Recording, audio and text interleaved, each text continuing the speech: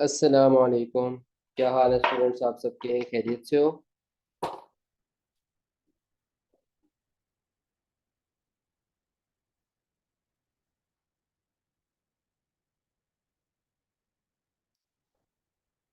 अच्छा भाई, आज हमने नया टॉपिक स्टार्ट करना है, इन्वेंट्रीज।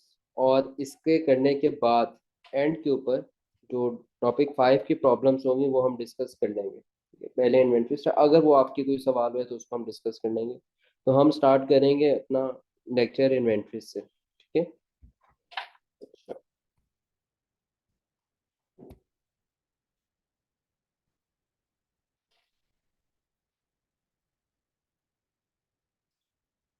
तो कुछ आसान चीज़ें पहले समझ लेते हैं, फिर हम नोट्स करेंगे।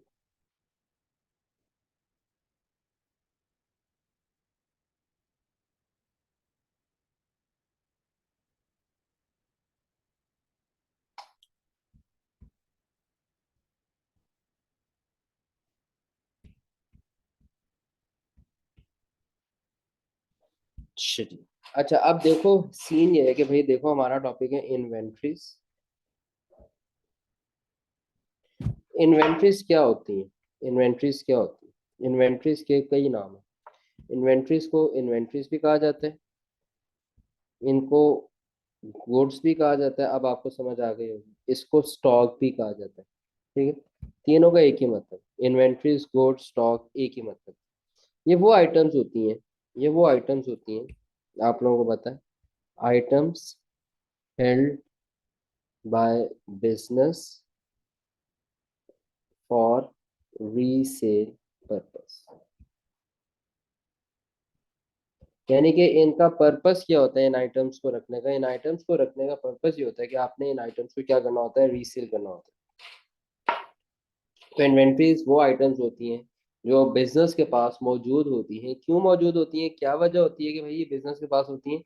क्योंकि बिजनेस ने इन आइटम्स को रीसेल, तो रीसेल करने के लिए भी कोई भी आइटम परचेज की जाएगी तो उस आइटम को क्या कहा जाएगा? इन्वेंट्रीज भी कह सकते हैं, उस आइटम्स को गुड्स भी कह सकते हैं, और उस आइटम को आप स्टॉक भी कह सकते हैं। हम कहते हैं ना यार, स्टॉक खत्म हुआ हुआ है, स्टॉक खरीदना है, तो ये भी वर्ड बहुत ज्यादा यूज होता है। गुड्स का वर्ड भी बहुत ज्यादा यूज होता है। इन्वेंट्रीज यानी कि ये वो आइटम्स है जिनको आपने रीसेल करना है, जिनकी आपने क्या करनी होती है, ट्रेडिंग करनी होती है, इनको कहते हैं इन्वेंट्रीज। ये बात आप सब बच्चों को पहले से पता है, इस बात आप सब बच्चों को पहले से पता है। ठीक है। जब इस इन्वेंट्री को बाय करते हैं, जब इस इन्वेंट्री को नंबर नंबर वन, आप इस इन्वेंट्री को क्या करते हैं? बाय करते हैं। जब इस इन्वेंट्री को बाय करते हैं तो हम क्या एंट्री करते थे? अकाउंटिंग एंट्री क्या होती थी? परचेज एक्सपेंस डेबिट, और कैश स्लैश बैंक, या ट्रेड पेबल क्रेडिट। सबको याद है ये बात? कोई नई बात तो नहीं ना पड़ी?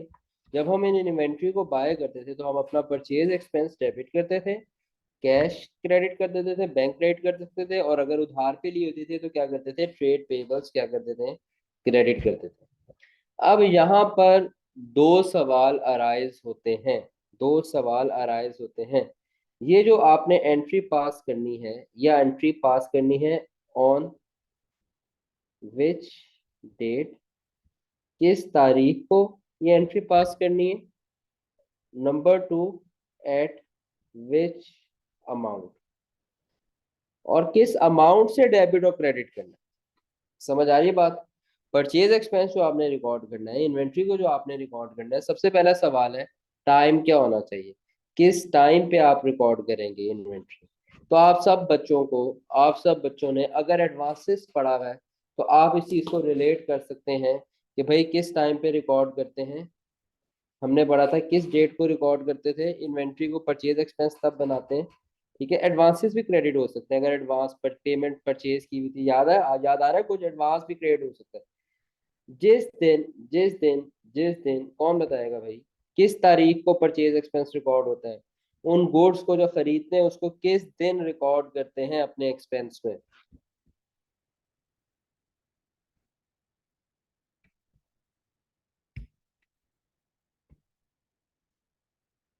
कोई भी नहीं?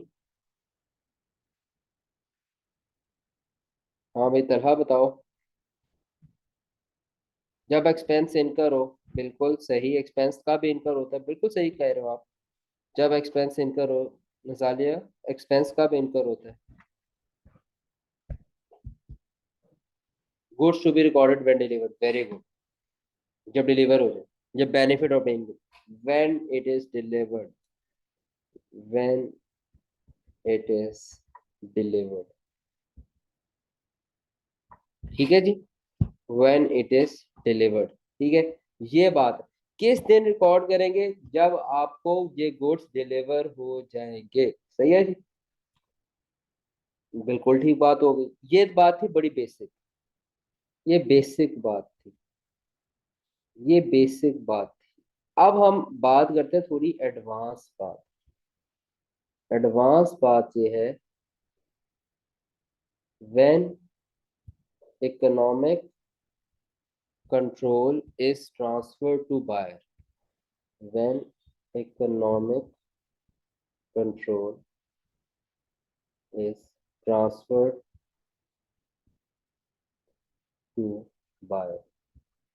मैं आपको एक बात कह रहा हूँ भाई, गुड्स को तब रिकॉर्ड करना है, उस तारीख को रिकॉर्ड करना है जिस दिन गुड्स डिलीवर हो जाते हैं, बहुत बेसिक बात है। एडवांस बात अब ये है कि गुड्स को उस दिन रिकॉर्ड करते हैं जब इकोनॉमिक कंट्रोल बायर को ट्रांसफर कर दें। इकोनॉमिक कंट्रोल बायर को ट्रांसफर करने का क्या मतलब है? इकोनॉमिक कंट्रोल बायर को ट्रांसफर करने का मतलब ये है कि when buyer is responsible responsible for risk and rewards associated associated with the item। जब बायर नफा नुकसान का मालिक हो जाए, जब नफा नुकसान ट्रांसफर हो जाए, तो इसका मतलब होता है इकोनॉमिक कंट्रोल ट्रांसफर हो जाए। जब नफा नुकसान ट्रांसफर हो जाए, इसका मतलब है कि इकोनॉमिक कंट्रोल क्या हो गया, बायर को ट्रांसफर हो गया है। जब एक सेलर ने बायर को गुड्स डिलीवर किए, अब उन गुड्स के फायदा होता है उन गुड्स का, या उन गुड्स का नुकसान होता है, जल जाते हैं, चोरी हो जाते हैं। फायदा नुकसान जब बायर के पास आ गया, उस डेट को उस डेट को आप क्या करते हो, आप कहते हो कि भाई इकोनॉमिक कंट्रोल क्या हो गया, ट्रांसफर हो गया। समझ रहे हो बात? और आमतौर पे इकोनॉमिक कंट्रोल ज्यादातर सिचुएशंस में, 99% सिचुएशंस में क्या होगा, इकोनॉमिक कंट्रोल तब ट्रांसफर हो रहा होता है, 90% चलो कर लेते हैं, 90% सिचुएशंस में ऐसा ही होता है भाई, इकोनॉमिक कंट्रोल तब ट्रांसफर हो रहा होता है जब आपको बायर को गुड्स क्या हो जाते हैं, डिलीवर हो जाते हैं। तो इसलिए हमने बेसिक बात ये बना ली थी, मगर एडवांस बात ये है, फॉर एग्जाम्पल तलहा गया दही लेने मार्केट में, सही है, और दही खरीदा तलहा ने। जब दही मार्केट वाले बंदे ने तलहा को दही दे दिया, समझो बात, तलहा मार्केट गया, दही खरीदा। तलहा सुन रहे हो? Yes sir.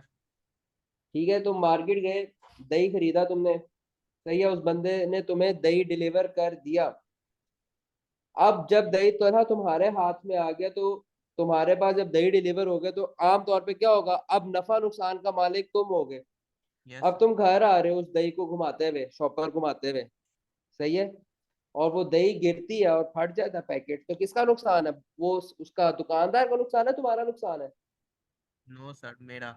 तुम्हारा नुकसान है। इसका मतलब है जिस टाइम पे दुकानदार ने तुम्हें दही दिया था ना, उस टाइम पे तुम्हारी परचेज बुक होनी चाहिए। क्योंकि सर एग्रीड? गुड्स डिलीवर्ड हो चुके हैं। हाँ जी, ठीक है, आमतौर पे ऐसे होते हैं। अगर फर्ज करो वो दुकानदार दही डाल रहा है और उसके हाथ से दही गिर जाती है, तो अब वो तुम्हारा नुकसान नहीं है, क्योंकि अभी तक तुम्हारे पास इकोनॉमिक कंट्रोल ट्रांसफर नहीं हुआ था। ये बात है, ये बात सबको समझ आइए? क्या ये बात सबको समझ आइए? जी सर। ठीक है। अब ये बात कॉम्प्लेक्स एक सिचुएशन में बन जाती है कि अक्सर औकात क्या होता है, ये देखो, अक्सर औकात क्या होता है कि फॉर एग्जांपल सेलर है ना, बायर को गुड्स डिलीवर कर रहा है, हाँ बायर हो और एक सेलर है। सेलर जब बायर को गुड्स डिलीवर कर रहा है ना, तो लेट्स सपोज सेलर ने मंडे को गुड्स अपने पास से क्या कर दिए, आउट कर दिए, और बायर को रिसीव होंगे जाके वेंसडे को। बायर रिसीव करेगा गुड्स, बायर के पास इन होंगे गुड्स कब, वेनेसडे को जाके बायर के पास गुड्स इन होंगे, वेंसडे नहीं दिखा जा रहा है, गुड्स इन होंगे, सही है जी। अब यहाँ पे सवाल ये बनता है कि भाई बायर बायर मंडे को परचेज बुक करे या वेंसडे को परचेज बुक करे। अब इस पे हम ये देखते हैं, इनको कहते हैं ये जो गुड्स मंडे मंडे और वेंसडे के बीच के अरसे के अंदर, जब बायर सेलर गुड्स सेलर के पास से निकले और बायर के पास आ रहे हैं। कभी कभार होता है ना कि आप कराची से गुड्स ऑर्डर कर लेते हो तो किसी दूसरे शहर से गुड ऑर्डर कर लेते हो, जब आप ऑनलाइन परचेज करते हो तो कुछ टाइम लगता है आपके पास। तो गुड्स ऐसे गुड्स जो सेलर के पास से आउट हो जाते हैं और बायर को भी रिसीव नहीं हुए होते, ऐसे गुड्स को कहते हैं goods in transit. Goods in transit. Transit का मतलब होता है रास्ते में होना। ट्रांजिट का मतलब होता है ऐसी चीज जो रास्ते में हो, उसे कहते हैं ट्रांजिट का मतलब होता है रास्ता। तो गुड्स इन ट्रांजिट, रास्ते में जो गुड्स। अब ये जो गुड्स रास्ते में है, ये गुड्स बायर के हैं या सेलर के हैं, ये कंफ्यूजन आ जाती है अक्सर। तो हम ये देखते हैं कि भाई अगर इन गुड्स को बायर का, हम देखेंगे भाई इन गुड्स के रिस्क एंड रिवॉर्ड्स किसके पास है, इनकी रिस्क एंड रिवॉर्ड्स किसके पास है। अगर तो इन गुड्स के रिस्क एंड रिवॉर्ड्स सेलर के पास है, यानी कि अगर इन गुड्स को नुकसान हो जाता है, रास्ते में है ना, गुड्स चोरी हो जाते हैं, डाकू लूट लेते हैं, और नुकसान अगर सेलर का होता है, तो हम कहेंगे कि बायर के पास इकोनॉमिक कंट्रोल ट्रांसफर ही नहीं हुआ था, और बायर जो है इसको तब तक नहीं रिकॉर्ड करेगा गुड्स को, अपने गुड्स, जब तक उसको रिसीव नहीं हो जाएंगे। मगर अगर रिस्क एंड रिवॉर्ड, नफा नुकसान का मालिक, ये जो रास्ते में गुड्स हैं वो बायर है, यानी कि अगर रास्ते में गुड्स को कुछ भी हो गया, चोरी हो गए, एक्सीडेंट हो गया, कुछ भी हो गया, उस कंटेनर को नुकसान अगर बायर का होगा, इसका मतलब है कि जिस दिन सेलर के पास से गुड्स आउट हुए थे, मंडे को ही बायर को क्या चाहिए, अपनी परचेज बुक कर ले। समझ आ रही है बात कुछ, क्योंकि मंडे को फिर बायर का इकोनॉमिक कंट्रोल ट्रांसफर हो गया। अब इसी बात को हम जल्दी से पढ़ लेते हैं ताकि हमारा एक एरिया तो वाइंड अप हो जाए जल्दी से। तो इन्वेंट्रीज वो कहते हैं, इन्वेंट्रीज आर आइटम्स और goods which are held for sale in ordinary course of business. Ordinary course of business का मतलब होता है बिजनेस का कारोबार ही ये है, बिजनेस की ऑर्डिनरी एक्टिविटी, आम एक्टिविटी ये है कि भाई उसने इन आइटम्स को सेल करना है। तो इन्वेंट्री वो आइटम्स और गुड्स होते हैं जो बिजनेस आम हालात में बेचता होता है। सही है। Which items to count as inventory, inventory में किस आइटम्स को काउंट करना है, वो कहते हैं basic requirement for counting an item in the inventory is economic control. Basic requirement क्या है इन्वेंट्री को काउंट करने की, इकोनॉमिक कंट्रोल अगर आपके पास ट्रांसफर हो गया तब आप इन्वेंट्री काउंट करोगे, rather than the physical possession. Physical possession matter नहीं करता, यही बात है सब्सटेंस ओवर फॉर्म। अगर आपके सप्लायर ने इन्वेंट्री डिलीवर अभी नहीं भी की, आपको गुड्स रिसीव नहीं भी हुए, तब भी अगर आपको गुड्स सप्लायर के पास पड़े हैं अभी तक, मगर नफा नुकसान अब आपका है, तो इसका मतलब यह है कि गुड्स आपके बन चुके हैं। फॉर एग्जांपल अभी बड़ी ईद आएगी तो ये तलहा जाएगा बकरा लेने, ठीक है। बकरा लेने जब तलहा जाएगा, लेट सपोज तलहा ने बकरा खरीदा एक गांव से, ठीक है। तलहा सुन रहे हो, तुमने गांव से बकरा खरीदा। अब जी सर। तुमने कहा भाई यार अब गांव से गए, उस बंदे को पैसे दिए और बकरा खरीद लिया, लेट सपोज तुमने 20,000 का बकरा खरीद लिया। अब तुमने कहा कि यार ये बकरा आज से मेरा हो गया, मगर मैं इसको शहर में लाके कहाँ रखूंगा। चला तुम कहाँ रहते हो तुम, मुझे पता नहीं तुमको सर, मैं तो पहले ही लाहौर। गाँव में रहता हूँ। लाहौर सर। आप लाहौर में रहते हो ना, अब तुम कहोगे यार मैं लाहौर में कहाँ पालूंगा बकरा, अभी तो 3-4 महीने पड़े हैं ईद में, समझो बात। जी सर। तो तुम उसको क्या कहोगे, यार ये बकरा ना आप अपने पास ही रख लें, आप इसका टेक केयर करें, जब ईद आएगी तो ईद के करीब मैं ले जाऊंगा। अब तुमने जी। बकरा खरीद लिया, तुम्हारे पास फिजिकल पोजेशन नहीं है उस बकरे का, मगर फिर भी अगर उस बकरे को कुछ हो जाए, वो बकरा मर जाए, नुकसान किसका होगा, तुम्हारा होगा ना।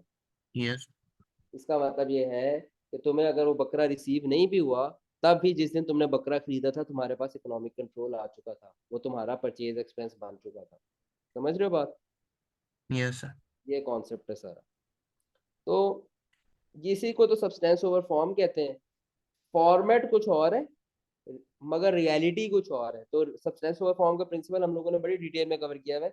रियलिटी को तरजीह देते हैं ओवर इट्स लीगल फॉर्म। क्या हमने छोड़ दिया था इसको, सब्सटेंस ओवर फॉर्म किया था या छोड़ दिया था, मुझे अब याद नहीं पड़ा, मुझे बता सकता है कोई बच्चा तो बता दे।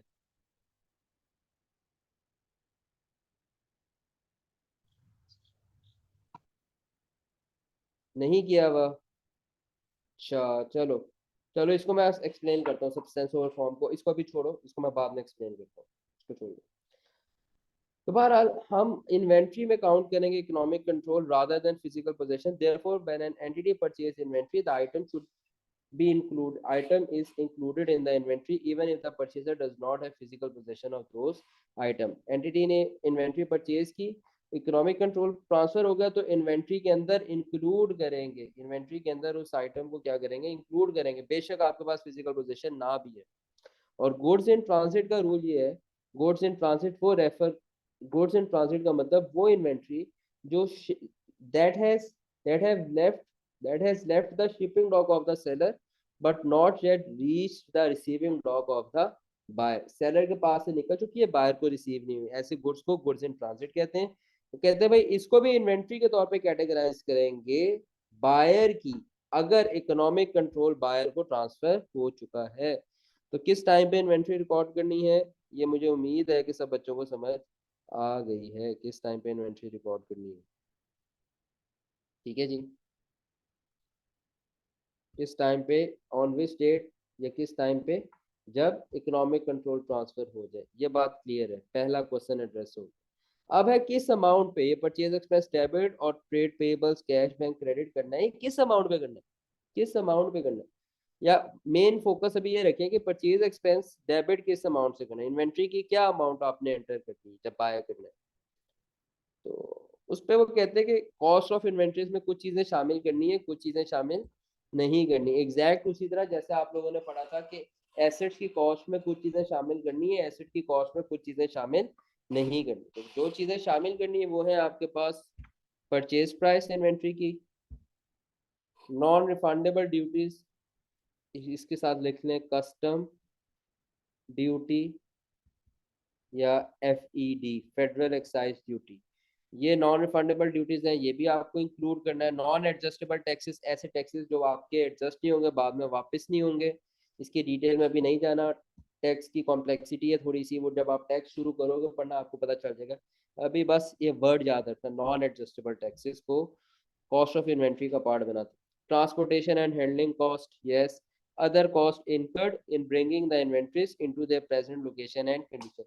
कोई भी ऐसा खर्चा जहां जो इसलिए किया था ताकि इन्वेंट्री आप एक्वायर कर लो, प्रेजेंट लोकेशन और कंडीशन अपने पास लाने तक, डिलीवरी चार्जेस पे किए हैं आपने, लोडिंग और लोडिंग चार्जेस पे किए हैं आपने, किराया पे किया है, ये सारे खर्चे इसलिए किए ताकि आप इन्वेंट्री को अपनी प्रेजेंट लोकेशन और कंडीशन में ला सको, अपने बिजनेस के अंदर ला सको। तो जितने खर्चे किए होंगे उस इन्वेंट्री को एक्वायर करने के लिए, वो सारे के सारे क्या बन जाएंगे, कॉस्ट ऑफ इन्वेंट्री बन जाएंगे। इसे मैं आपको कहता था ना कि भाई कैरेज इनवर्ड भी क्या होता है, कैरेज इनवर्ड परचेज एक्सपेंस इसी वजह से होता है। सही है। एक्सक्लूड, क्या क्या चीजें नहीं शामिल करनी, क्या क्या चीजें नहीं शामिल करनी, रिफंडेबल सेल्स टैक्स शामिल नहीं करना, एडजस्टेबल इनकम टैक्स शामिल नहीं करना, cost not directly attributable to acquisition, attributable का मतलब होता है रिलेटेड, ऐसी कॉस्ट जिसका डायरेक्ट ताल्लुक इन्वेंट्री एक्वायर करने से नहीं है, इस कॉस्ट को शामिल नहीं करना। डिस्काउंट एंड रिबेट्स, रिबेट्स का मतलब भी क्या होता है, डिस्काउंट्स ही होता है। तो डिस्काउंट्स को ऑब्वियसली अगर ट्रेड डिस्काउंट है या सेटलमेंट डिस्काउंट है उसको परचेज में से लेस करते होते थे, याद करो डिस्काउंट रिसीव्ड लेस कर देते होते थे, ट्रेड डिस्काउंट को वैसे ही हमेशा से लेस कर देते होते थे। एडमिनिस्ट्रेटिव ओवरहेड्स, इनको भी नहीं ऐड करते, और सेलिंग एंड डिस्ट्रीब्यूशन कॉस्ट इनको भी ऐड नहीं करते। ये क्या होते हैं, इनको ये होते हैं आपके अदर एक्सपेंसेस, इसको परचेज एक्सपेंस नहीं बनाते। एडमिनिस्ट्रेशन ओवरहेड्स का मतलब ये है कि जैसे आपको एग्जांपल्स दूं, ऑफ बिजली का बिल आ गया, ऑफिस का किराया आ गया, ये एडमिनिस्ट्रेटिव ओवरहेड्स है, यानी कि अगर आपने इदारा चलाना है तो इदारे को एडमिनिस्टर करने के लिए आपको ये खर्चे करने पड़ते हैं, सामान खरीदने के लिए नहीं खर्चा करना पड़ता। सामान खरीदने के लिए खर्चा करना पड़ता है तो वो इन्वेंट्रीज है। देखो तीन तरह के खर्चे, ठीक है जी। आपने गुड्स बाय करने हैं, गुड्स बाय करने हैं, इसके लिए जो आपको खर्चा करना पड़ता है, परचेज एक्सपेंस करना पड़ सकता है, कैरेज इनवर्ट करना पड़ सकता है खर्चा, ठीक है। फिर आपने इन गुड्स को सेल करना है, इन गुड्स को सेल करने के लिए भी खर्चे करने पड़ते हैं, कैरेज आउटवर्ड, ठीक है, एडवर्टीजमेंट, और कौन सा हो सकता है, सोचो सोचो। सेल्स कमीशन, अक्सर औकात हम कमीशन पे करते हैं, भाई हमारा सामान बिकवा दो, ठीक है। और फिर होते हैं कुछ खर्चे जो आपने इदारा चलाने के लिए, गुड्स को बाय करना है फिर बेचना, तो कहीं ऑफिस तो बनाया होगा ना, कहीं सैलरीज पे करनी, इदारा भी तो चलाना है, ठीक है। तो फिर इसके बीच में होते हैं आपके ऑफिस, जो आपने ऑफिस रन करना है या कंपनी रन करनी है, ऑफिस रनिंग एक्सपेंसेस कह लेते हैं। ये ऑफिस रनिंग एक्सपेंसेस को, जैसे आपने रेंट ऑफ ऑफिस पे करना है, जैसे आपने रेंट पे किया, सैलरीज पे कर दी, ठीक है जी, इस तरह के खर्चे, बिल्स पे किए, इलेक्ट्रिसिटी के बिल्स पे किए। तो ये जो गुड्स बाय करने के लिए खर्चे किए जाते हैं, ये तो आपको पता है परचेज एक्सपेंस में आते हैं, इन्वेंट्री की कॉस्ट है। ये जो आपके खर्चे गुड्स सेल करने के लिए, इन्हें कहते हैं सेलिंग एंड डिस्ट्रीब्यूशन एक्सपेंसेस। और ये जो ऑफिस रनिंग एक्सपेंसेस है, इसे कहते हैं एडमिन या एडमिनिस्ट्रेटिव एक्सपेंसेस। ये एडमिन एक्सपेंसेस और सेलिंग एंड डिस्ट्रीब्यूशन एक्सपेंसेस दोनों क्या होते हैं आपके असल में, अदर एक्सपेंसेस होते हैं, ठीक है जी। कुछ बात समझ आई? तो ये बात उन्होंने यहाँ पे बताई भी है कि भाई admin overhead, selling and distribution cost ये आपके अदर एक्सपेंसेस हैं। इसको परचेज एक्सपेंस का पार्ट, इन्वेंट्रीज की कॉस्ट का पार्ट नहीं बनाना। परचेज एक्सपेंस असल में क्या होता है, ये होती है कॉस्ट ऑफ इन्वेंट्रीज, यानी कि जो आप सामान खरीदते हो वही कॉस्ट ऑफ इन्वेंट्रीज होगा।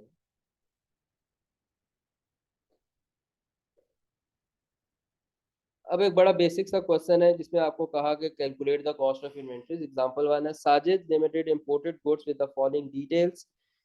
इनवॉइस वैल्यू है, कस्टम ड्यूटी पे की है आपने, इसको कंसीडर कर लेंगे, कस्टम ड्यूटी को कंसीडर करेंगे, एफईडी पे की है, नॉन एडजस्टेबल टैक्सेस ये इन्वेंट्री का पार्ट बन जाएगा। रिफंडेबल इनकम टैक्स नहीं, ये इन्वेंट्री का पार्ट नहीं बनेगा। कैरेज इनवर्ड यस, इन्वेंट्री का पार्ट बन जाएगा। इनवॉइस की लिस्ट प्राइस थी 1050, ट्रेड डिस्काउंट आपको 50 का मिला तो हमने लिखा 1000, यस 1000 ही होना चाहिए, ट्रेड डिस्काउंट वैसे ही माइनस कर देते हैं। तो क्या आंसर आता है, इन तीन चीज़ों को ऐड करेंगे, 180 को ऐड नहीं करेंगे और 40 को भी ऐड करेंगे, कॉस्ट ऑफ इन्वेंट्रीज क्या आती है, कोई बता सकता है मुझे? बस एक सिंपल सा वार्म अप सवाल है आप लोगों के लिए।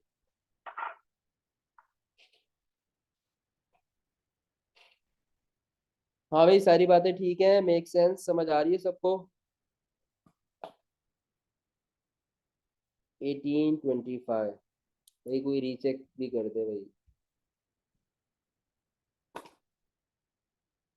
अच्छा नहीं, वेरी गुड।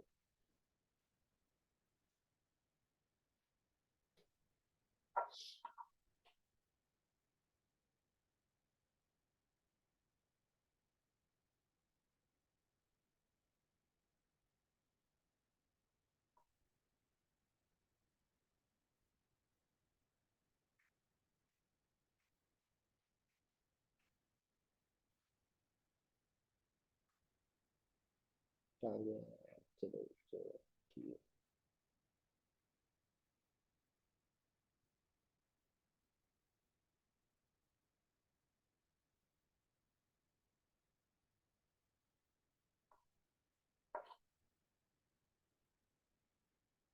भाई ये रीचेक कर दो भाई, 1465 आ रहा है या 1820, 1465 आ रहा है। मैं वैसे ना कहने लगा था कि भाई ये तरह की कैलकुलेशंस में ना मसला है, तो जरा रीचेक कर ले, फिर मैं चुप कर गया, मैंने कहा यार ऐसी माइंड ही ना कर।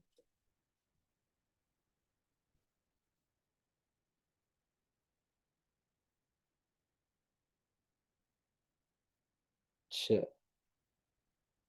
चलो गुड। अच्छा, अब एक बड़ी इंपॉर्टेंट बात बतानी है, फिर हम आगे चलते हैं।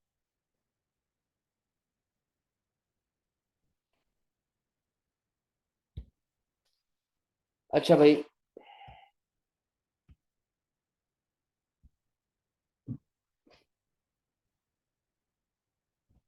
इन्वेंट्रीज का पता चल गया आपको? इन्वेंट्रीज का पता चल गया आपको? इन्वेंट्रीज को हम दो हिस्सों में ट्रांसफर कर सकते हैं। इन्वेंट्रीज दो हिस्सों में ट्रांसफर हुई। ये जो इन्वेंट्रीज होती है ना बिजनेस के पास, जो गुड्स बाय किए थे फॉर रीसेल पर्पस, इसमें से कुछ इन्वेंट्री होती है जो सोल्ड हो जाती है, सोल्ड ड्यूरिंग द ईयर, और कुछ इन्वेंट्री होती है जो इन्वेंट्री जो होती है वो unsold remain unsold at end of the year. ऐसी इन्वेंट्री जो अनसोल्ड रह जाती है, ऐसी इन्वेंट्री जो अनसोल्ड रह जाती है ड्यूरिंग द ईयर। सही है जी। इसके लिए एक खास वर्ड होता है, कोई मुझे बता सकता है? मुझे याद नहीं आ रहा। ऐसी इन्वेंट्री जो ईयर एंड पे बच जाती है, इसे क्या कहते हैं?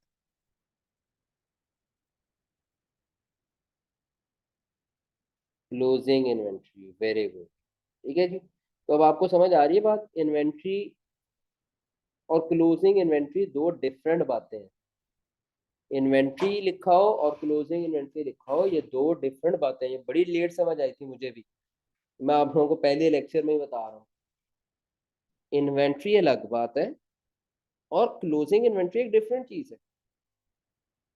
इन्वेंट्री जो होती है ना, ये वो आइटम्स होती हैं जो आप खरीदते हो, जिनको आपने बेचना होता है। इनमें से कुछ आइटम्स आप बेच पाते हो और कुछ आइटम्स आपके पास बच जाती हैं पीरियड एंड पे। जो बच जाती हैं उनको कहते हैं क्लोजिंग इन्वेंट्री। उनको क्या कहते हैं? Closing inventory. ठीक है जी।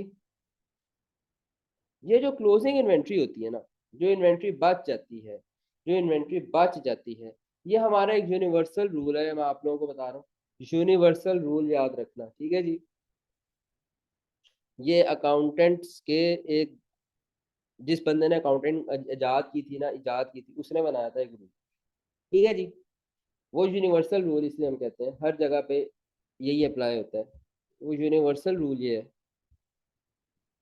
यूनिवर्सल रूल ये है इन्वेंट्री से रिलेटेड, जो बिक जाए, जो बिक जाए वो एक्सपेंस, जो बिक जाए वो एक्सपेंस, जो बच जाए वो एसेट। जो बिक जाए वो एक्सपेंस,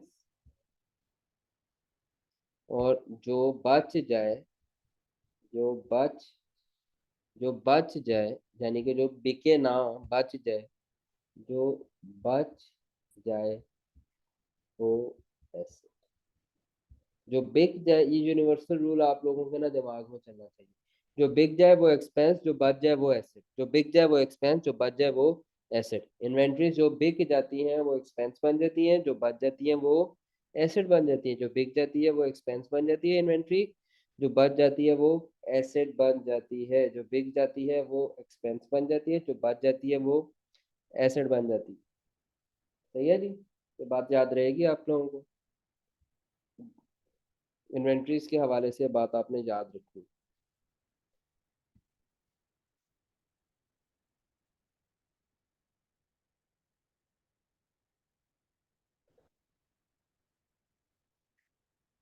अब देखो होता क्या,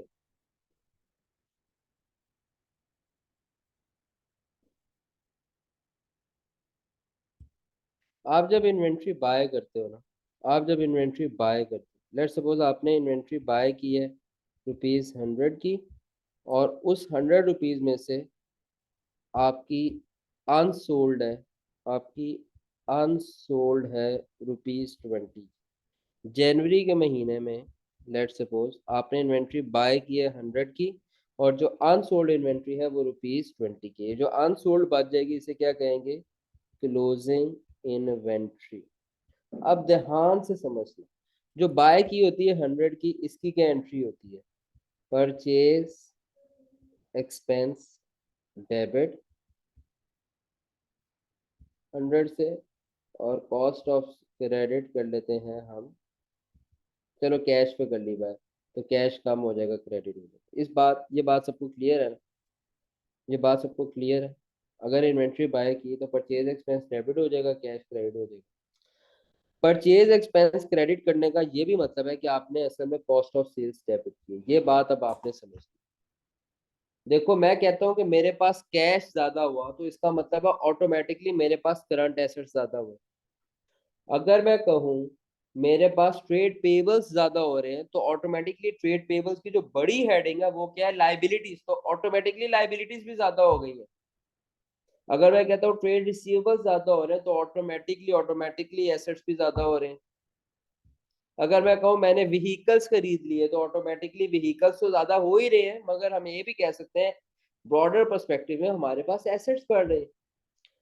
तो इसी तरह परचेज एक्सपेंस कंपोनेंट है कॉस्ट ऑफ सेल्स का। Cost of sales purchase expense एक बड़ी डिवीजन है।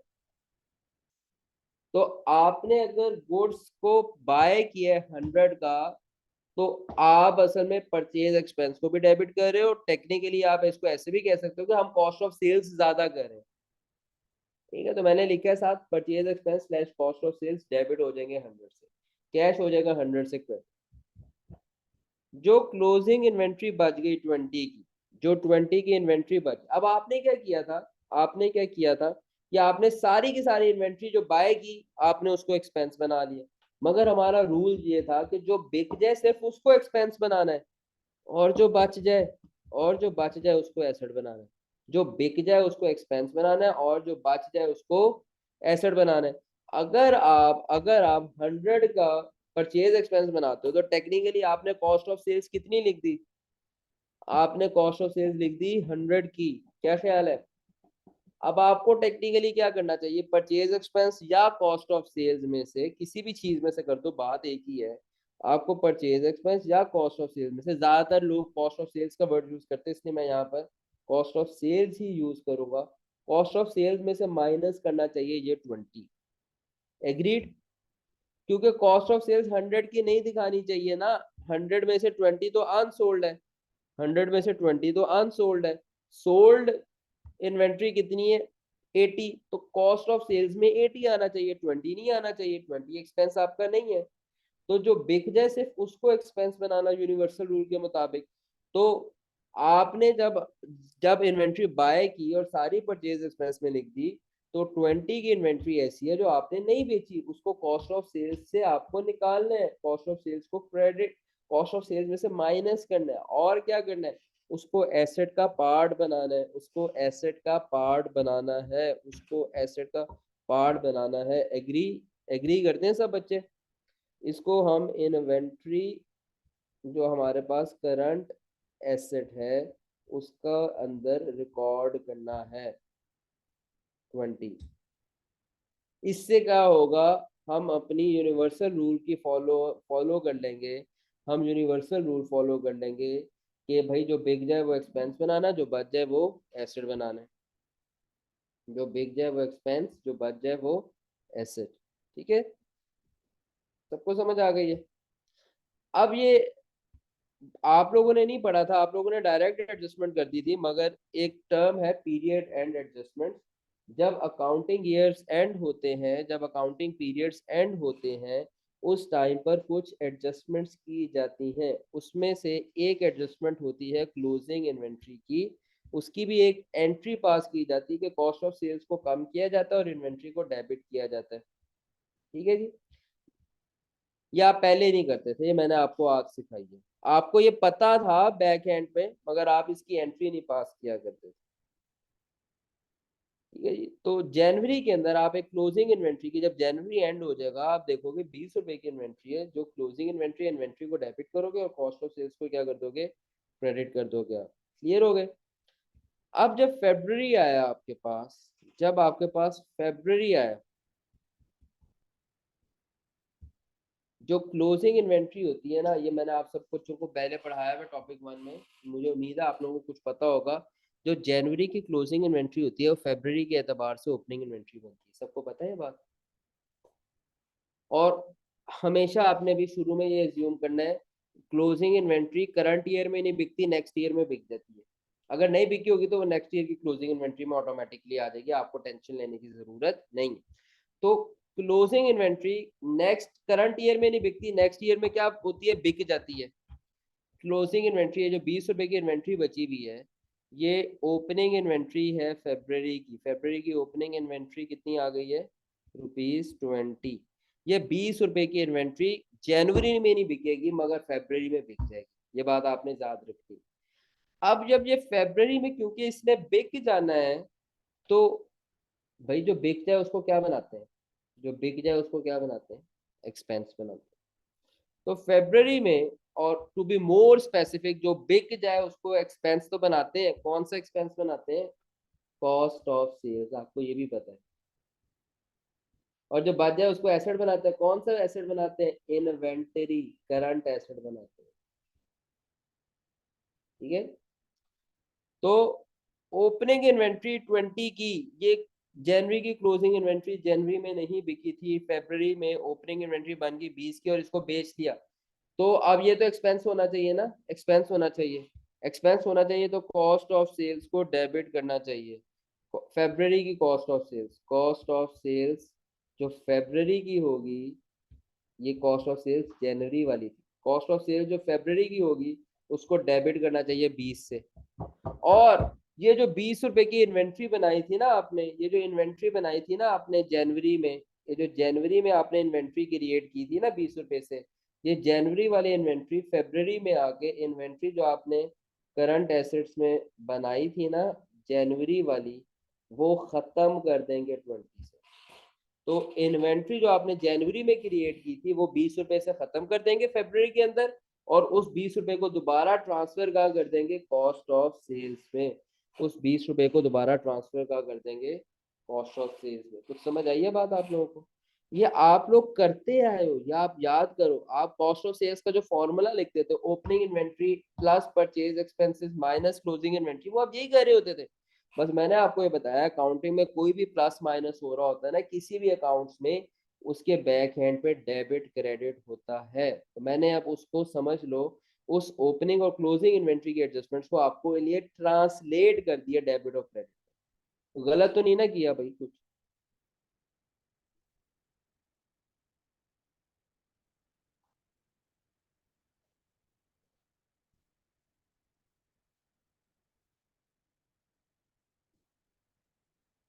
दोबारा से एक और एग्जांपल देख। लेट सपोज मार्च का महीना था और अप्रैल का महीना था। ठीक है जी।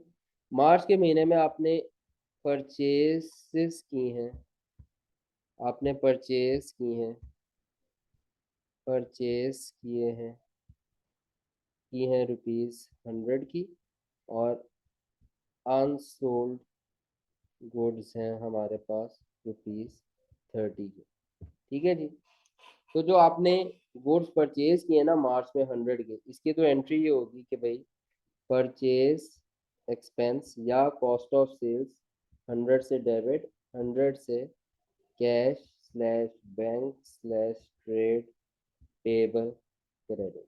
मार्च के अंदर, ये मार्च के अंदर एंट्री होगी।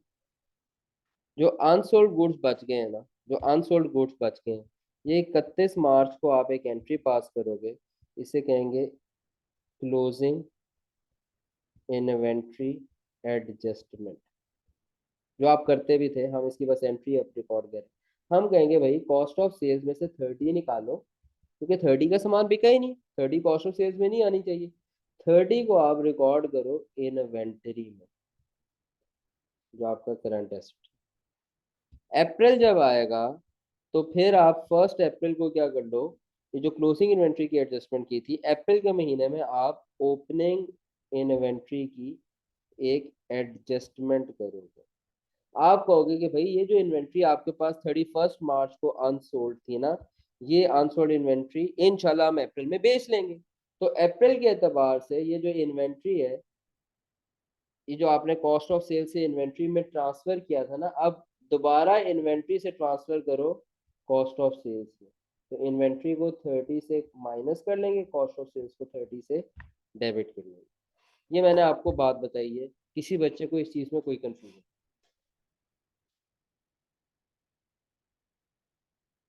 यूनिवर्सल रूल फॉलो करना होता है, जो बच जाए वो एसेट, जो बिक जाए वो एक्सपेंस, जो बिक जाए वो एक्सपेंस, जो बच जाए वो एसेट।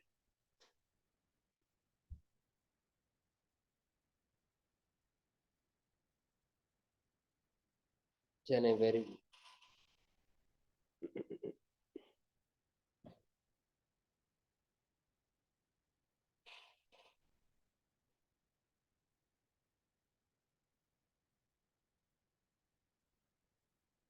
चले, आज के लिए काफ़ी है इतना ही। इसको आप लोगों ने देख के आना है। अब मुझे आप लोग बताओ कि टॉपिक नंबर 5 के क्या सवाल हैं। टॉपिक नंबर 5 के एमसीक्यूज डिस्कस करने हैं तो मुझे बताओ। क्योंकि सर मुझे इस क्वेश्चन इसे आवाज कट रही है जरा, रहमान दोबारा से बताओ क्या कह रहे हो। अब आ रही है। हाँ हाँ आ रही है, पर बड़ी मेहनत करनी पड़ी। सर ये मुझे बताइएगा, ये जो गुड्स इन ट्रांजिट बताया है सर आपने कहा, इसका जो अगर ये एक कल को सेकंड एक डैमेज हो सेकंड जाता रुकना। रहमान रुकना, दोबारा रिपीट करो सवाल अपना शुरू से। है, जो आवाज का आपने प्रॉब्लम। गुड्स इन ट्रांजिट बताया है, goods in transit. Goods in transit का जो मैंने बताया, यस। हाँ आपने कहा है अगर ये प्रोडक्ट को ही आते हुए डिस्ट्रॉय हो जाता है तो इसका जो हम्म। वो लॉस है वो करना पड़ेगा, बायर को बियर करना पड़ेगा। चेक करना पड़ेगा, बायर बायर बियर करेगा या सप्लायर बियर करेगा, ये तो कॉन्ट्रैक्ट पे डिपेंड करेगा ना, उनकी टर्म्स एंड कंडीशंस, आपस की टर्म्स एंड कंडीशंस पे डिपेंड कर रहा होता है। हाँ चलो आगे बोलो। तो ये कंफर्म तो नहीं कि कोई कौन बियर करेगा, ये उस पर ये डिपेंड करता है कि कंफर्म अगर उनका होता है, कोई है तो फिर। ये कंफर्म होता है या मार्केट प्रैक्टिस से कंफर्म्ड होता है, बात पता होता है। क्योंकि इवन कि नुकसान जब हो हम गया। ऑनलाइन शॉपिंग तो आप वो तो ऑनलाइन, सैलरी बियर करते हाँ तो इसका मतलब है कि जब अगर आप ऑनलाइन शॉपिंग करते हो और आपके पास, हैं। आप कह रहे हो सेलर बियर करता है, तो जब आपको डोर स्टेप पे गुड्स रिसीव होंगे ना, तब आपका इकोनॉमिक कंट्रोल ट्रांसफर होगा। ओके सर, यही ठीक है। था। हाँ थैंक यू सर। तो जी। वही डिटरमिन करना होता है कि भाई नुकसान किसका होगा। अगर तो सैलरी बियर करेगा लॉस, तो फिर तो भाई, फिर तो सेलर की जिम्मेदारी। आपको मोस्टली तो वैसे आपने, यही होता है। हाँ हाँ इस मैंने तुम्हें यही तो कहा था यार, 90% केसेस में यही होता है कि जब गुड्स डिलीवर हो रहे होते हैं तब रिस्क एंड रिवॉर्ड ट्रांसफर हो रहा होता है। मगर कभी ओके कभार सर। आप देखो कि होता ही है कि कभी कभार आप क्या करते हो, आप बाहर से सामान इंपोर्ट करते हो। अब आप खुद जी। अपने ओन पे अगर बाहर से सामान इंपोर्ट कर रहे हो और आपका बाहर एजेंट था, लेट सपोज, होता है ना लोग ऐसे करते हैं, बाहर से आपका एजेंट मशीनरी परचेज कर लेता है। अब उस कंपनी की जिम्मेदारी खत्म है, अब वो एजेंट आपका सामान लोड करवा रहा है, अनलोड करवा रहा है। अब रास्ते में कुछ हो जाए, जहाज को कुछ भी हो जाए, तो अब तो नुकसान आपका होगा ना। जैसे कंटेनर जी। आ रहे होते हैं लोगों के, तो अब वो कंटेनर को कुछ हो जाए तो जिस बंदे का कंटेनर है उसका नुकसान है, वो जिस बंदे ने सामान रखा हुआ उस कंटेनर में उसका नुकसान नहीं है, तो ये मैटर करता है। Okay sir. ठीक है। अच्छा जी। जी। तलहा ने कुछ एमसीक्यूज पूछे हैं, 62 66, और एक नजालिया ने पूछा भाई 56 41। एक सेकंड लिख लेता हूँ।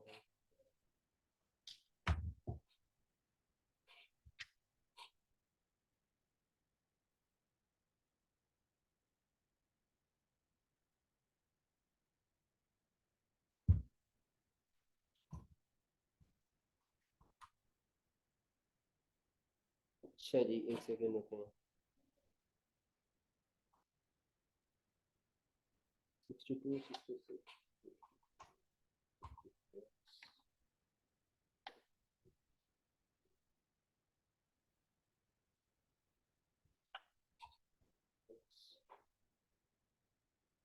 41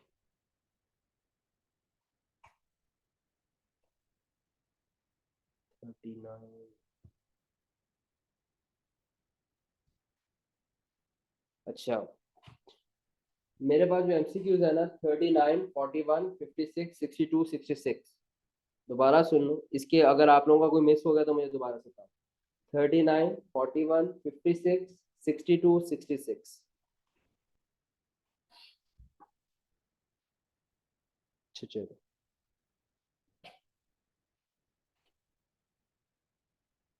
स्टार्ट करते हैं 39 से।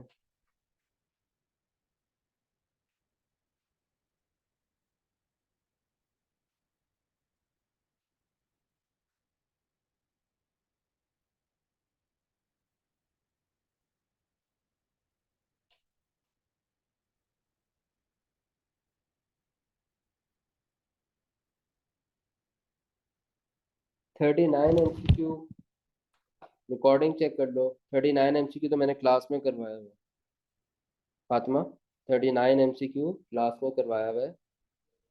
आप 2-3 दिन की, जब मैंने ये एरिया कराया था ना, मैंने 39 एमसीक्यू करवाया हुआ है आपको। तो आप उसकी रिकॉर्डिंग चेक कर लो, आपको समझ आ जाएगा। ना समझ आए तो आप मुझे व्हाट्सएप पे दोबारा से बता दो, मैं आपको एक्सप्लेन कर दूंगा। ठीक है। अच्छा, एग्जैक्ट यही एमसीक्यू कराया।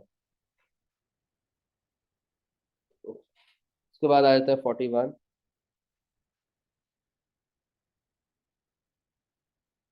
हाँ 41 चले करा देता हूँ, 40 मैंने आप लोगों को कराया था, 41 में करा देता हूँ।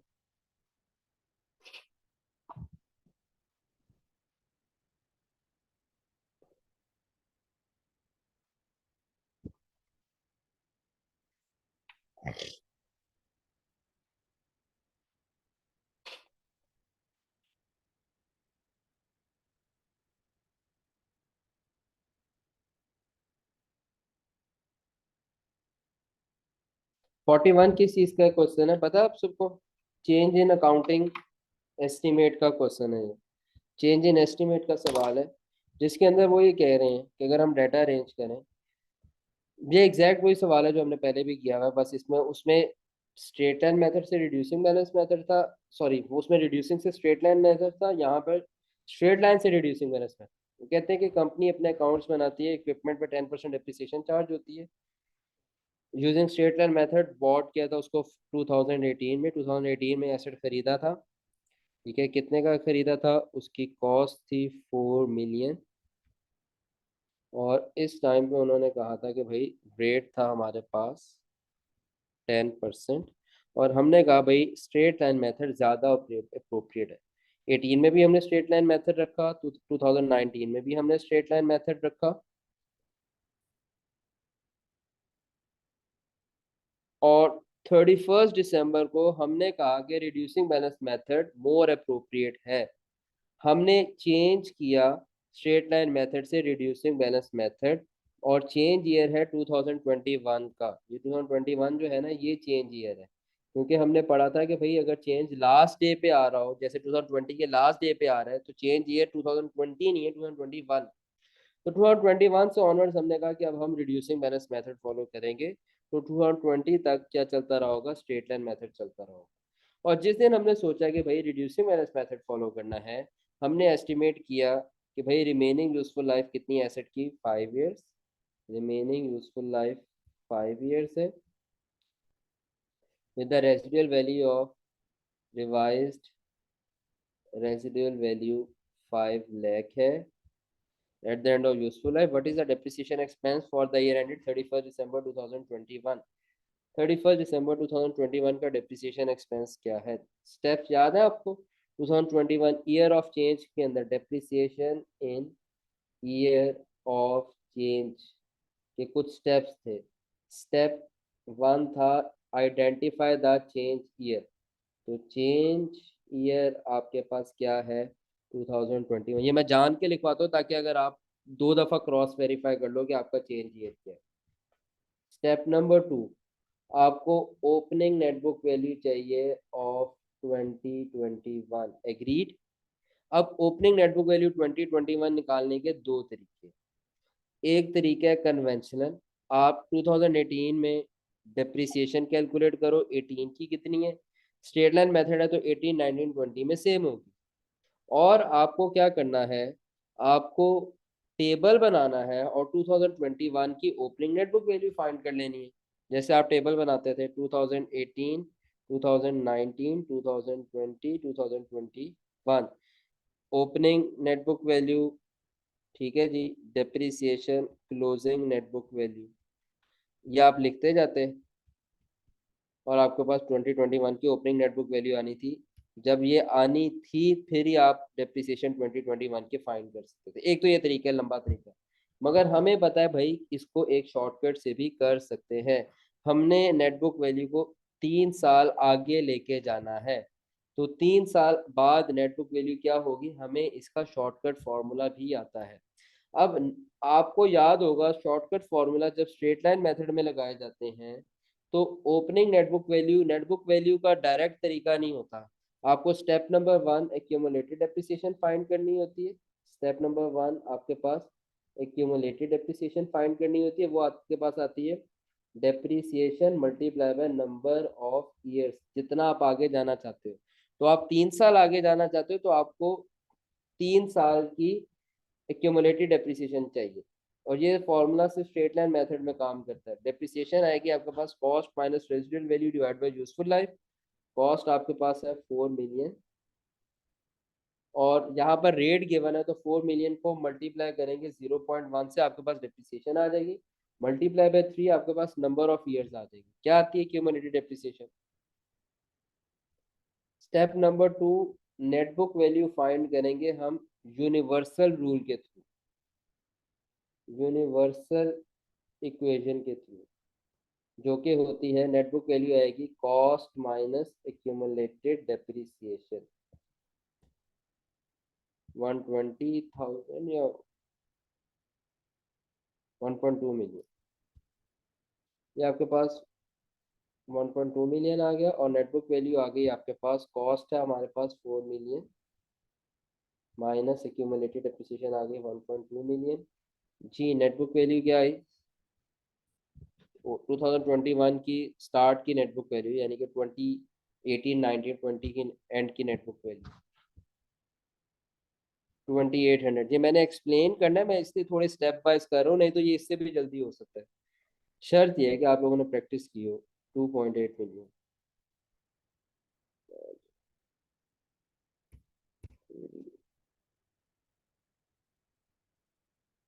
अच्छा जी, स्टेप नंबर 3 क्या होता है, रिवाइज्ड फार्मूला अप्लाई करना।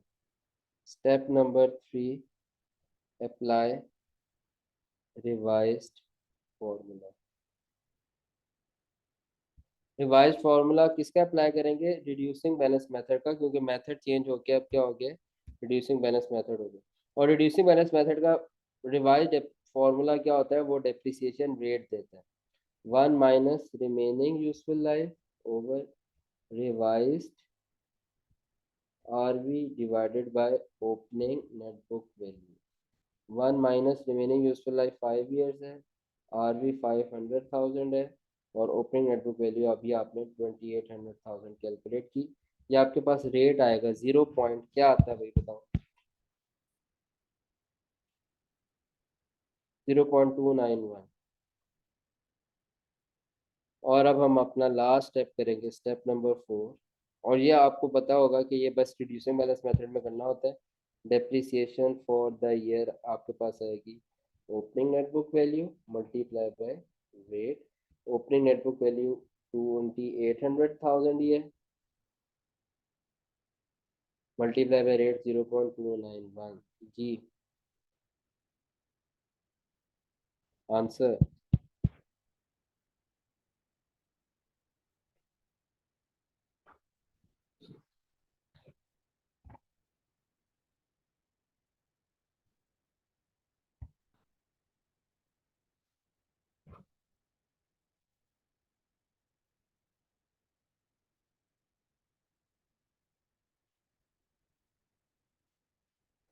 814,800। ये सबको क्लियर हो गया ये आंसर है 816097 कर लो, करीब आंसर है। ठीक है, मेरा ख्याल है यहाँ पे हमने कोई राउंडिंग यूज की है। 0.291 को जरा मुझे फ्रैक्शन में लिखवाओ। ठीक है, एग्जैक्ट कोशिश करते हैं। 0.291 को मुझे फ्रैक्शन में लिखवाओ, क्या आंसर बनता है। राउंडिंग की वजह से डिफरेंस आ रहा है। फ्रैक्शन का मतलब होता है कि भाई न्यूमिनेटर और डिनोमिनेटर लिखवाओ ना। जैसे 72/36 ये फ्रैक्शन होती है, इस तरह बताओ मुझे आंसर। कैलकुलेटर में ऑप्शन होती है भाई।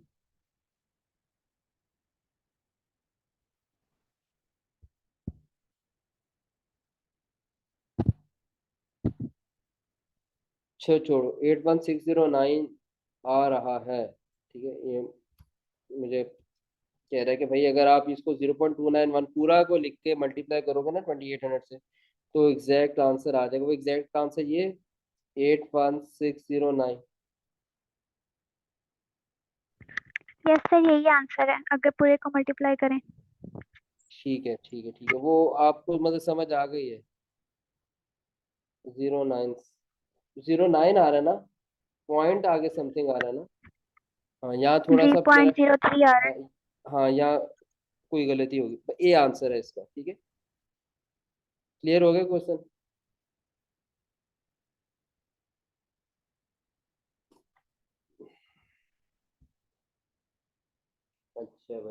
हमने कर लिया, 41 भी कर लिया, 56 पे आते हैं।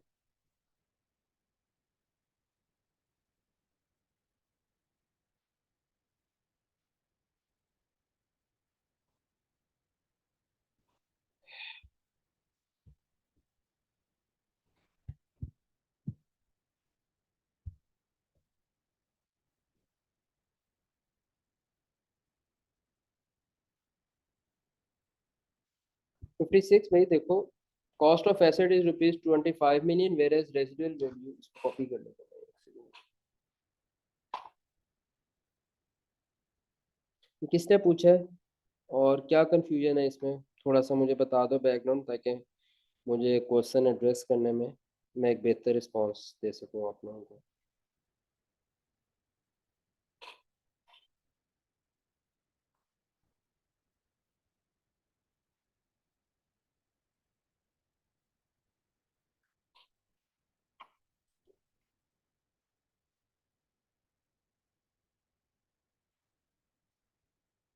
तलहा ने, तलहा क्या इशू आ रहा था सर? सर आंसर इसका आंसर नहीं आ रहा। सेम नहीं आ रहा होगा ना, करीब करीब आ रहा होगा जी सर। ऑब्वियसली यार, राउंडिंग किया तुमने यार, तुम छोटे बच्चे हो तला, राउंडिंग करोगे, खुद सोचो कि भाई आंसर कैसे सर थोड़ा एग्जैक्ट ज्यादा आएगा। डिफरेंस आ रहा था। थोड़ा ज्यादा, चलो फिर चेक कर लो कितना ज्यादा, जी, ये बाकियों को भी इशू है, इसका हो आंसर का सकता है। डिफरेंस आ रहा था चलो मैं करा देता हूँ, हो सकता है आंसर ही गलत है, करा कर लेते हैं जल्दी से। Cost of asset is 25 million, residual value 2 million, and initial company adopted reducing in method depreciation rate 10% after the wise residual. After 2 years company ने डिसाइड किया कि भाई चेंज करना depreciation method to straight line method. ठीक है जी, तो वही स्टेप्स हैं भाई। अब depreciation in that third year, thesis are depreciation in year of change। सबसे पहले year of change, third year, फिर टू नेट बुक वैल्यू, वो आ जाएगी कॉस्ट है 25 इंटू 1 माइनस 0.1। हाँ भाई क्या आता है, ये नेट बुक वैल्यू बताना जरा।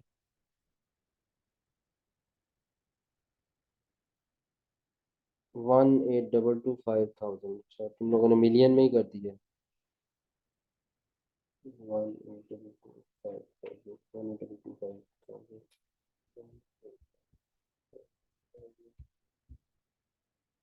ये तीसरा है दिया, उसको लगता है भाई स्ट्रेट लाइन मेथड।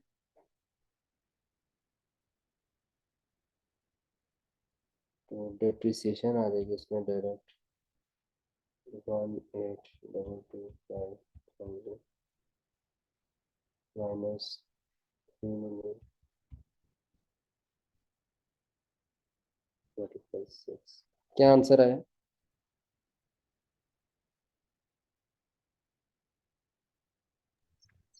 सर वो पहले वाला आंसर वो नहीं आता, अगर हम मैंने ना वो थर्ड की पावर लिया हुआ था, 3 है, सेकंड की अगर पावर नहीं तो हमारे पास और आंसर आता है। नहीं हाँ, सेकंड करें, क्या आंसर आ रहा है, डेप्रिसिएशन क्या आती है इसमें? अच्छा आपने 20 सेकंड, ये ठीक लिखवाई है नेटबुक वैल्यू? नहीं सर, यहाँ से एक मिस्टेक हुई है ना। अच्छा ठीक है, नेटबुक वैल्यू क्या आती है? 2025। 2025। 4 टाइम्स 0 आ गया। अच्छा जी,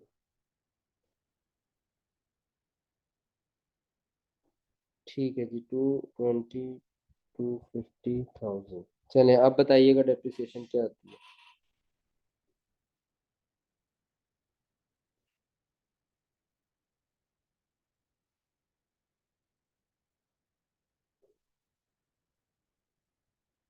$2,875,000। ठीक है भाई, इसको मैं करेक्ट कर लेता हूँ, पीछे क्या आंसर लगा हुआ है? ये आंसर आना चाहिए, पीछे गलत है। ठीक है, पीछे बी आंसर लगा हुआ है। ठीक है, इसको कर लेते हैं, गलत है आंसर पीछे। अच्छा ठीक है, इसको हम ठीक कर लेते हैं। आंसर इसका 875,000 होना चाहिए।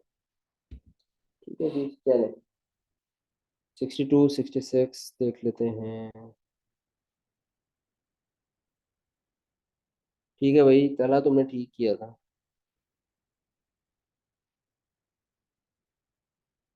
हम्म, चलें 66 करा देता हूँ पहले। Accumulated depreciation affects calculation of depreciation under which method?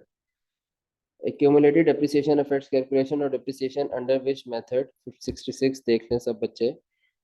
Reducing balance method में एक्यूमुलेटेड डेप्रिसिएशन की वजह से इफेक्ट होगा, एक्यूमुलेटेड डेप्रिसिएशन की वजह से नेटबुक वैल्यू चेंज होती है। नेटबुक वैल्यू का इम्पैक्ट सिर्फ एक ही डेप्रिसिएशन मेथड में आता है, रिड्यूसिंग बैलेंस मेथड में डेप्रिसिएशन निकालते वक्त। ठीक है, तो इसका 66 का बी आंसर है। इसके अलावा एक एमसीक्यू था जो तुम लोगों ने पूछा नहीं, मगर मुझे लगता है कि वो तुम लोगों को बताना चाहिए। ये वाला 60 वाला जी, ये कितने बच्चों ने किया है और मुझे बताएं भाई किस अप्रोच से किया है।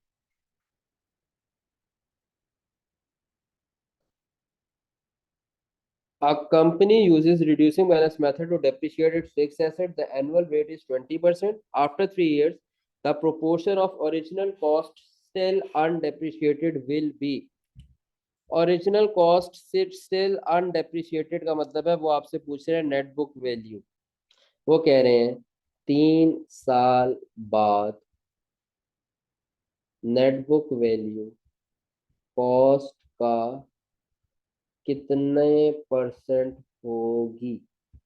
समझ आ रही है बात। और भाई वो सवाल ये पूछ रहा है, वो कहता है भाई डेप्रिसिएशन रेट अगर 20% हो, अगर एनुअल डेप्रिसिएशन रेट 20% हो तो 3 साल बाद नेटबुक वैल्यू कॉस्ट का कितने परसेंट होगी। पहले तो ये समझ आनी चाहिए आप, ये पूछा उसने।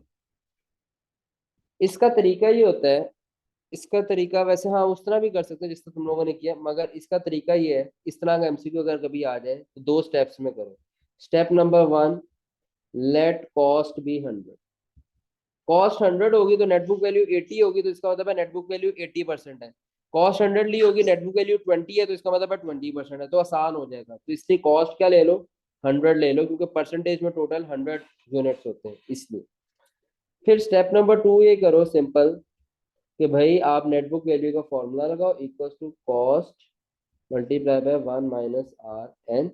कॉस्ट आपने 100 ली हुई है, 100 इंटू 1 माइनस आर 0.2 है। उन्होंने क्या भाई आफ्टर 3 इयर्स, 3 साल बाद नेटबुक वैल्यू क्या होगी, निकाल लो। आंसर बताओ।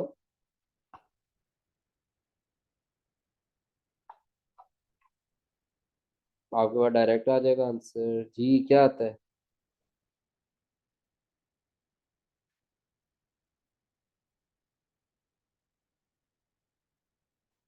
फिफ्टी 51.2। ये फीडबैक का क्वेश्चन है, फीडबैक से लिया हुआ मैंने, बट ये एग्जामिनर ने आपके टेस्ट किया हुआ क्वेश्चन। ये 62 ये भी फीडबैक का क्वेश्चन है, एग्जामिनर ने टेस्ट किया हुआ। 62 वाली बात ना आप लोगों ने, आप सबको पता क्यों नहीं हुआ 62 एमसी, क्योंकि मैंने इसका कॉन्सेप्ट ही नहीं आपको दिया हुआ, मैंने इसका कॉन्सेप्ट ही नहीं दिया हुआ। तो आप अपनी जगह ठीक है कि जब तक आपको रेसिडुअल वैल्यू की डेफिनेशन नहीं आएगी तब तक आप ये एमसीक्यू नहीं कर सकते 62। ठीक है, तो सर फिर कॉन्सेप्ट दे दें, कॉन्सेप्ट दे देता हूँ यार। ठीक है, रुको एक सेकेंड, छोटा सा कॉन्सेप्ट है, बड़ा आसान बल्कि ना इधर ही समझा देते हैं। देखो,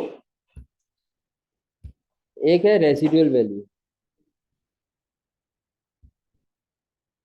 ये रेसिडुअल वैल्यू क्या होती है, ठीक है, estimated useful life at end of the useful life, sorry estimated value at end of useful life. अब इसका मतलब है रेसिडुअल वैल्यू समथिंग जिसको आपको क्या करना है, एस्टिमेट करना है। अब एस्टिमेट कैसे करना है, एस्टिमेट कैसे करना है, अंदाजा लगाना। अब ध्यान से समझना, ये ध्यान से मैं आपको ना एक एग्जांपल से समझाता हूँ। आपने 1 जनवरी 21 को एक बाइक बाय की, एक बाइक खरीदी, ठीक है जी। इसकी कॉस्ट आपको पता चल गई। आप इस बाइक की कॉस्ट थी आपको, लेट सपोज ये 1 लाख रुपए की मिली। आपने इसकी यूजफुल लाइफ सेट कर दी, यार मैं इसको 4 इयर्स यूज करूंगा। अब आपकी बारी है रेजिडुअल वैल्यू, 4 साल बाद इसकी वैल्यू क्या होगी। अब आप चाहते हो कि आप एस्टिमेट करो कि भाई वैल्यू क्या होगी। दो तरीके हैं एस्टिमेट करने के ना, दो तरीके होते हैं।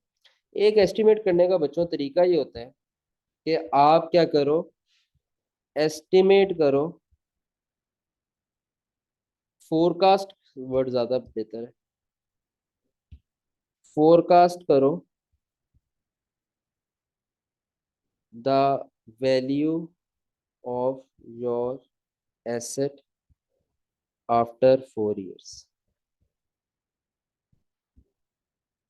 एक तो ये तरीका है कि आप क्या करो, फोरकास्ट करो value of asset after 4 years. आप कहो भाई इन्फ्लेशन इस रेट से ज्यादा हो रही है, प्राइसेस इस रेट से ज्यादा हो रही है, बाइक के अंदर रिसोर्सेज में ये स्कैर्सिटी है, डिमांड का ये ट्रेंड जा रहा है, फलानी चीज है, ऐसे है वैसे है।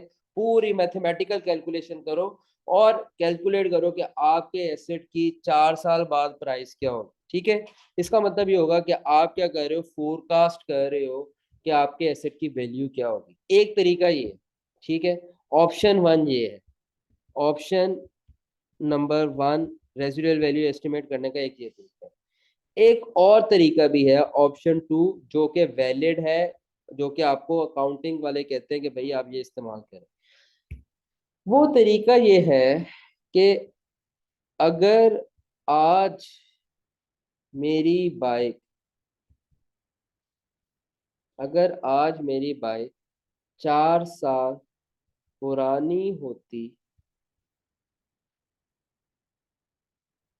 तो किस वैल्यू पर होती, किस वैल्यू पर होती। किस दिन सोच रहे हैं, रेसिडुअल वैल्यू एस्टिमेट किस दिन करनी है, 1 जनवरी 2021 जब एसेट बाय किए। एक तो ये तरीका है कि बाइक की वैल्यू फोरकास्ट करो, एक ये तरीका है कि भाई ये सोच लो कि अगर आज मेरी बाइक 4 साल पुरानी होती तो आज मार्केट में उसकी क्या वैल्यू होती। अब मेरे साथ आ जाए भाई तलहा। तलहा, तुम्हें मेरी बात समझ आ रही है? Yes sir. ठीक है, अब मुझे बताओ तलहा कौन सी चीज ज्यादा आसान है, ऑप्शन 1 या ऑप्शन 2? 2 सर। कैसे, तुम OLX खोलोगे, OLX पे लिखोगे भाई 4 साल पुरानी बाइक कितने की मिल रही है, आसानी से 10-15 बाइकें आ जाएंगी। एक साफ सर कंडीशन न, की होगी, एक थोड़ी रफ कंडीशन की होगी। तुम कहोगे यार मैं तो बड़ा अच्छा बंदा हूँ, मैं साफ कंडीशन की बाइक, तो आप एक एस्टिमेट कर लोगे आसानी से। OLX खोलोगे और आप अपनी बाइक की वैल्यू क्या कर लोगे, एस्टिमेट कर लोगे। जी सर। ठीक होगी बात। जी। क्योंकि फोर, तो ये जो तरीके है ना, ये आप OLX खोलोगे, सिमिलर बाइक 4 इयर्स ओल्ड की प्राइस चेक करोगे और आप कहोगे कि भाई ये मेरी एसिड की रेसिडुअल वैल्यू। आ रही है बात समझ? तो यस सर। ऑप्शन 1 अलाउ नहीं है आपको, ऑप्शन 2 से आपकी रेसिडुअल वैल्यू सेट होती है। इसको बहुत रिफाइन करके जो है ना, आपके जो नोट्स है ना उसमें मैंने डेफिनेशन लिखी हुई है।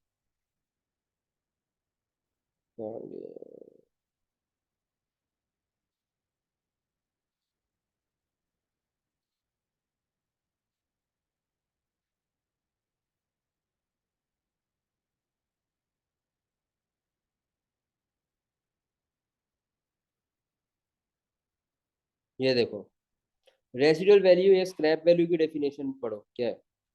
एस्टिमेटेड अमाउंट, एस्टिमेटेड अमाउंट होती है that entity would currently obtain, जो एंटिटी फौरन हासिल कर सकती है फ्रॉम डिस्पोजल, डिस्पोजल का मतलब होता है selling, from selling the asset, from selling the asset if the asset was already in the age and condition expected at the end of useful life।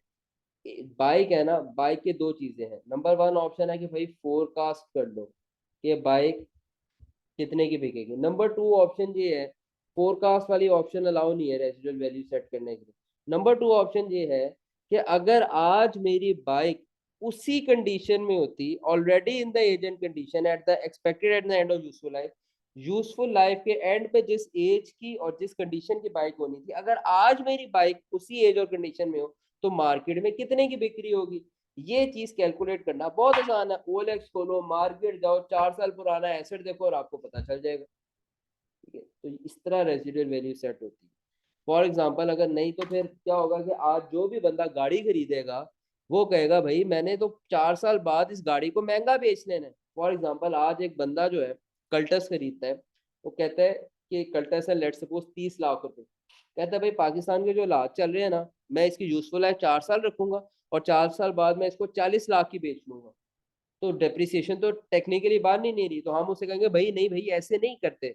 Residual value अगर आपने set करनी है ना, तो आज आपने अगर 40 लाख की कल्टस खरीदी है ना, तो आपने उसकी यूजफुल लाइफ सेट की 4 लाख रुपया, ओ सॉरी 4 साल। तो आप आज देखो मार्केट में 4 साल पुरानी कल्टस की क्या प्राइस है, वो ऑब्वियसली 40 लाख से कम होगी, वो कोई 30 लाख होगी। तो हम कहेंगे भाई 30 लाख तुम्हारे एसेट की रेसिडुअल वैल्यू। ये कॉन्सेप्ट समझ आ रहे हैं। उस एसेट को फोरकास्ट नहीं करना कि ये वाला एसेट फ्यूचर में कितने का बिक जाएगा। बस ये देखना है जो एसेट खरीदा है अगर आज वो कितना पुराना हो जाए, 4 साल पुराना हो जाए, यूजफुल लाइफ की एंड वाली कंडीशन में हो जाए, तो आज मार्केट में इस एसेट की क्या कीमत लगेगी, ताकि हम इन्फ्लेशन वाले फैक्टर्स को आउट पीछे रख सके। और बाद में अगर आपको लगे साल बाद रेजिडुअल वैल्यू चेंज करनी है तो रिवाइज कर लो, उसका भी तरीका है। सबको ये बात समझ आ गई है। तो पहली फोरकास्टिंग वाली ऑप्शन के साथ नहीं जाते, दूसरी वाली ऑप्शन के साथ जाते हैं। अब ये बात जब बात आपको समझ आई है ना, अब आपको ये एमसीक्यू बच्चों वाला लगेगा जो आप लोगों ने पूछा था।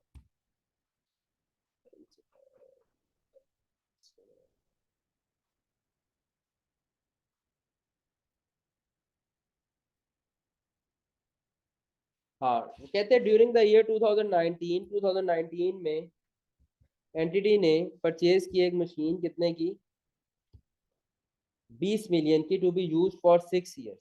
2019 में मशीन खरीदी, 2019 में मशीन खरीदी है आपने और आपने उसको यूज करना है 6 ईयर्स। ठीक है, ये आपने मशीन खरीद ली है।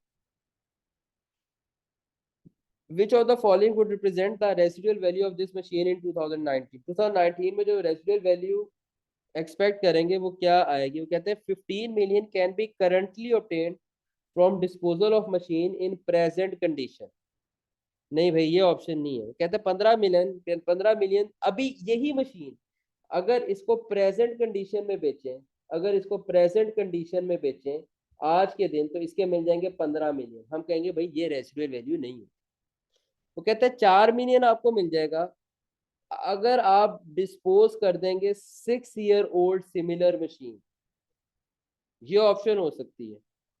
आज अगर आपकी मशीन 6 साल पुरानी हो, आज अगर आपकी मशीन 6 ईयर्स ओल्ड हो जाए, यानी कि आप उस एज में आ जाए, age at end of useful life में हो जाए, तो आज इस मशीन के पैसे मिलेंगे 4 million.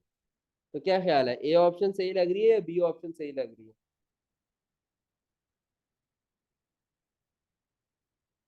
B option, very good. B option इसका आंसर है।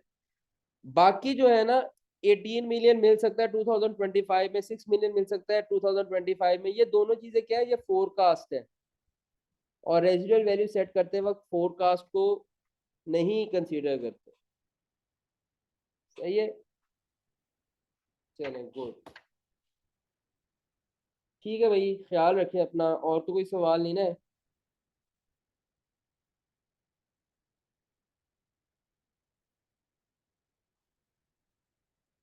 चलो भाई छुट्टी करो, मौजें करो, अल्लाह हाफिज।